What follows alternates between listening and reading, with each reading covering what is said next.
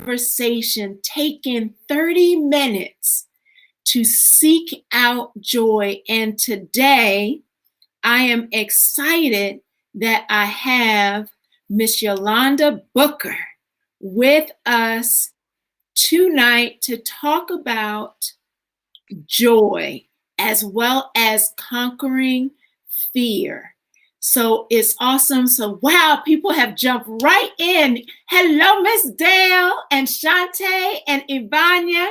I'm setting up our watch party so that we can be fully connected.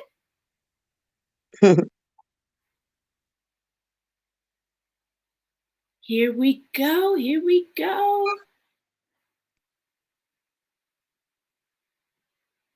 Yes. All right. And our watch party is all set up.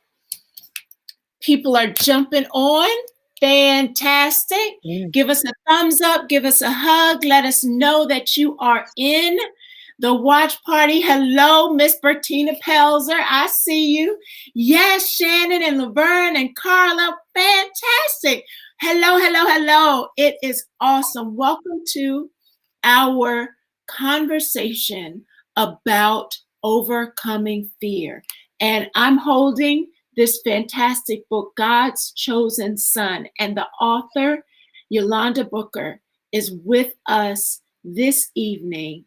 And it's an opportunity for her to give us some practical tools on how she, in her story, overcame fear.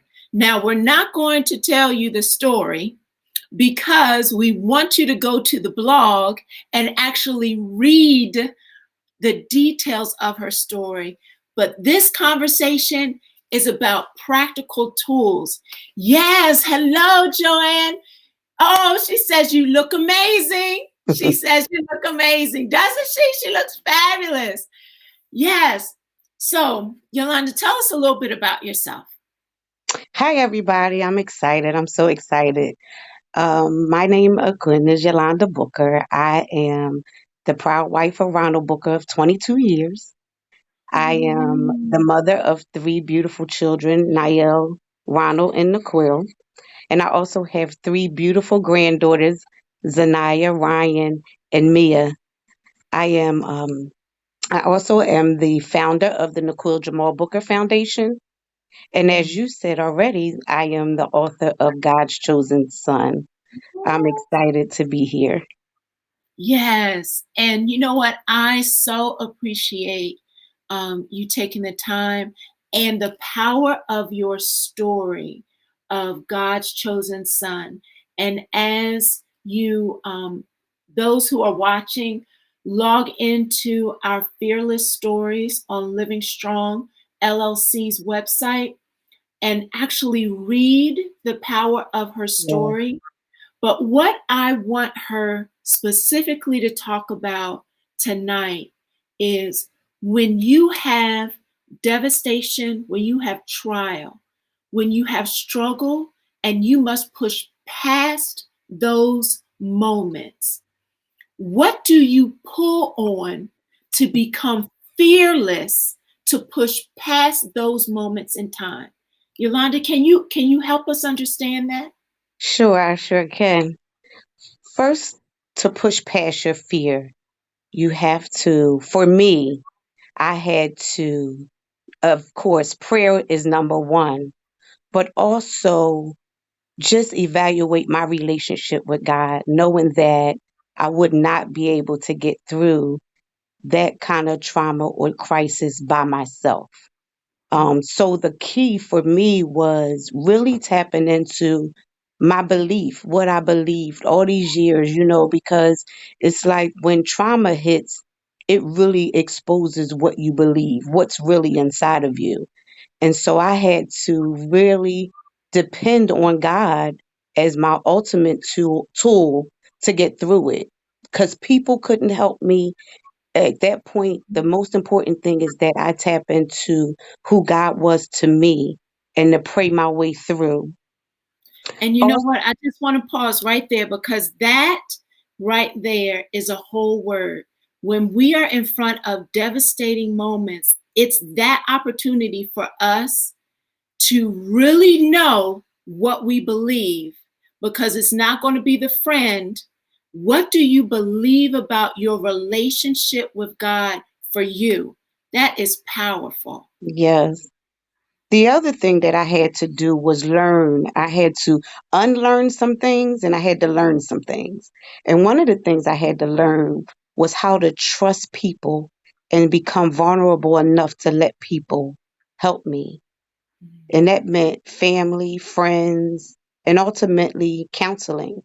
For me to admit to myself that I was not going to make it physically by myself. I knew I had the Lord with me, but physically I needed help. I needed someone to guide me through these emotions that I was getting, through all of these thoughts and all of these things that I was going through. I had to learn to be vulnerable. And that's a very, very hard thing to do when Mm-hmm. you're not a very vulnerable person or when you're deemed to be the strong person, for you to admit that not so much that you're weak, but that you need help is very hard for some of us. And it was very hard for me. And you know what, Yolanda? I actually have told, especially sister friends, that you know what? You don't give up your power by allowing somebody else to help you. You're Right. still strong.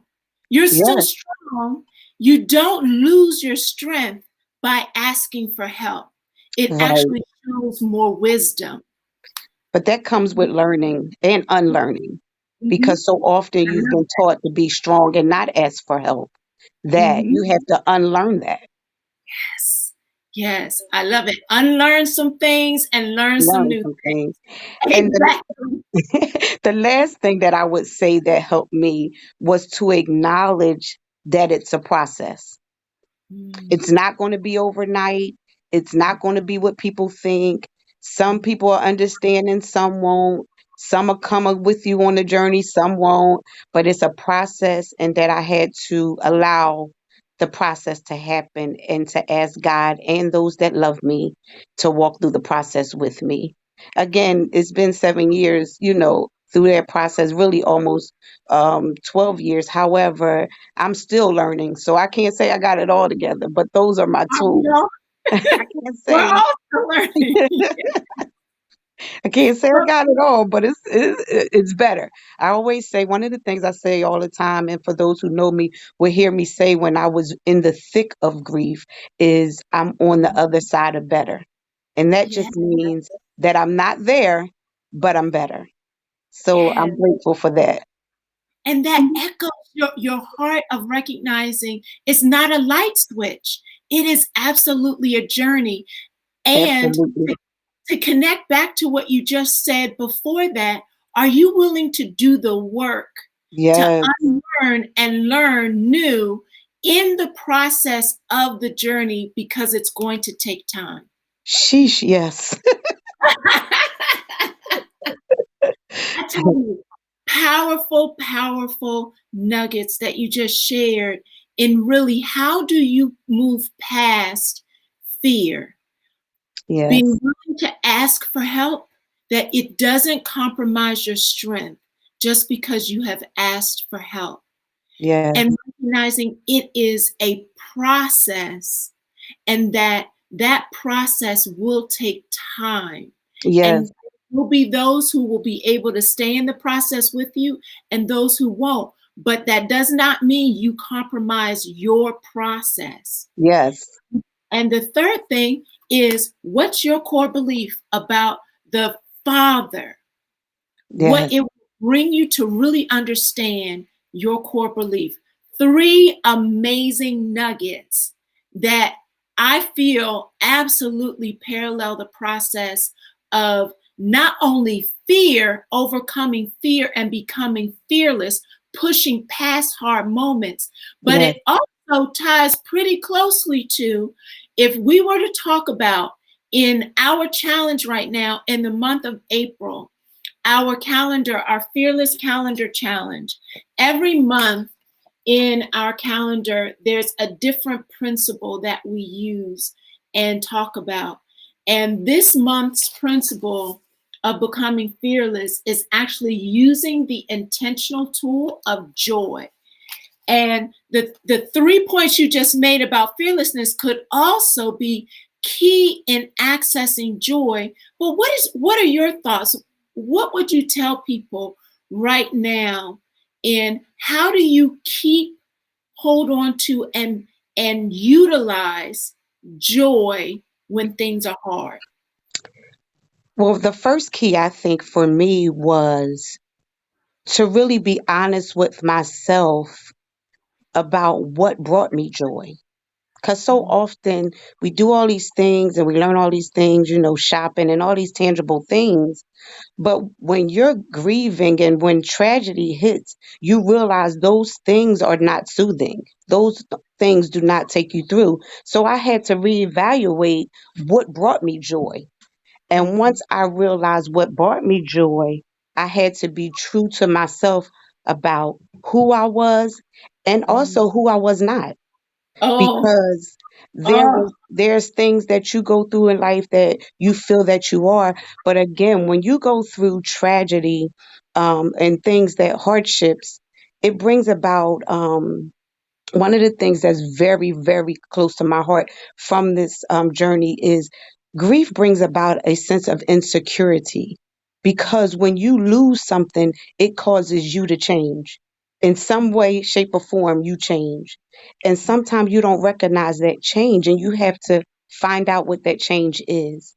And when you find out that change, then you'll know what brings you joy, because again, you're not the same person you once were.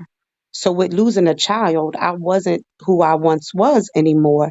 And I was very insecure in every part of my life. I have to be honest. As well as it looked, I became very insecure. A lot of things that I thought I knew and I was confident about, all of a sudden felt like I knew nothing.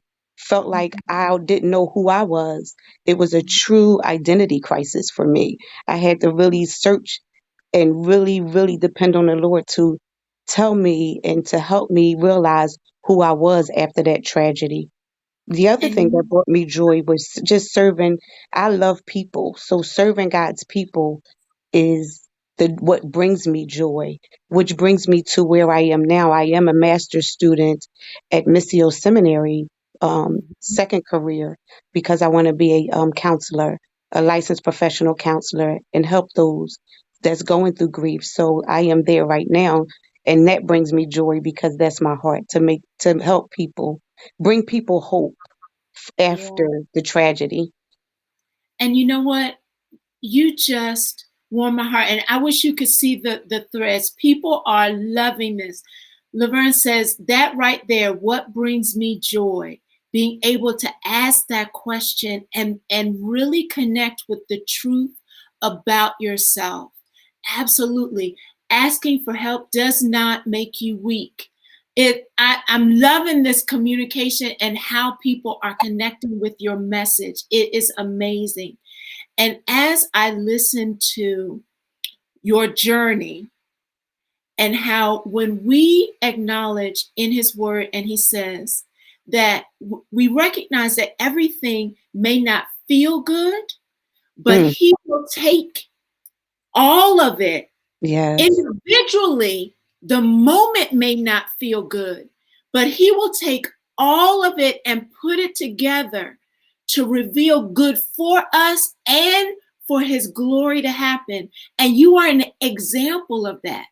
Coming on the other side of better, yes, now found a whole nother level of purpose that yes, would not have ever even realized if you hadn't gone through. And now reflecting back how you're better connected with what actually brings you joy, and it wasn't the things. yes, Wasn't the absolutely. things. Yes. And being able to see and serve outside of yourself, Yes, being willing to acknowledge that I had insecurities, but going back to what you shared just earlier, recognizing my core belief in who God says I am. yes. That identity crisis he will bring when we ask God, show me me. Oh, Woo! wow. That's a whole nother elephant right there. That's a whole other thing. God showed me. Because for sure, you most times you don't like what you see, what he shows you. Oh my goodness. But Yeah, he works with you until you get to a place that you can accept and move on. But it's not a pretty place. It's not. It's not. it's not, but again, when you become fearless and trust the character of the Father, that I can trust his character when he shows me Yeah. me, I can trust him with that.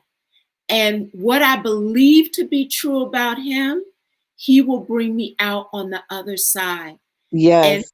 an amazing story to tell at the same time Yes. and become a master level.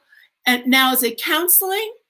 Yes, I'll have a master's in counseling, and also I'm in the program that will prepare me to be a licensed professional counselor in the state of Pennsylvania. Yep. Yes, look at God. It's He's amazing. amazing. He is amazing. So now I want you to tell everybody, how can they get the book? How can they get the book? Okay, so God's Chosen Son is available on Amazon.com. It is available in paperback, and it's also available in ebook, so you can also download it. I also usually have the book on me, of course, in our conditions right now, and I'm not seeing many people, but you are welcome to order the book online, or you can reach out to me, and when conditions are better, I would make sure that you get a copy. And actually, in the post that you're watching right now, if you click that Amazon button, it will take you straight to Amazon, Yes, to be able to get the book. It's live right in the post. Yolanda, thank you. Thank you so thank, much for your heart, for your authenticity, for your transparency as we struggle with and can battle against fear, because it is a specific tool used by the enemy when we allow it to become a part of our spirit to yes, stifle and control and hold us back. And your story and your spirit and your victorious journey shows evidence of when you push past fear, what God will do, not thank only for you. you, but for everybody you are going to be counseling in the future. So Yes. thank you, sister. Thank you so much for having me, sister. I love Amen. you. I love you too. So now the challenge is on. In the month of April, it is Take 30. Joy is an intentional mindset. It is not about an emotion. It is not about a roller coaster. We Yes, are challenging everybody for the next 30 days to choose joy and to take a picture of your joy moment, and let's flood the news feeds with yes, what the evidence of the children of God, what it looks like. In our 5 at 5 post a couple of days ago, I said, he has been training us for this moment right here. yes, It's now time for us to rise up and show the world what it looks like to have radiant faith, believing beyond the moment. We have been in training. It is now time to show up. And it's an opportunity for you to connect. So post your joy picture, use the hashtag that's on the screen, Take 30 FCLG, and tag me so that I can see your joy picture. We love you. Thank you so much for joining the Joy Conversation, and we will see you tomorrow with another joy story. Thank you again, Yolanda. thank you. Bye bye. Bye.